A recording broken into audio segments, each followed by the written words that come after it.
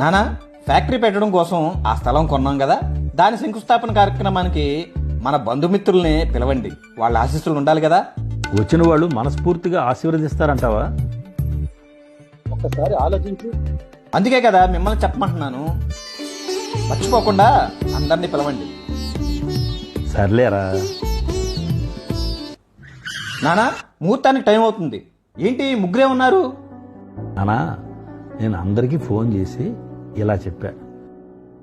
Hello Suresh గారు, hello Sharma గారు, hello అల్లుడు గారు, నా కొడుకు పవన్ ఉద్యోగం వదిలేసి ఒక ఫ్యాక్టరీ పెట్టాలని భూమి శంకుస్థాపన చేస్తున్నాడు. దానికి కొంచెం అమౌంట్ తగ్గింది. మీకు తగినంత హెల్ప్ చేయండి. కంగారు పడకండి, కొంచెం కొంచెంగా మీ అమౌంట్ ఇచ్చేస్తాడు.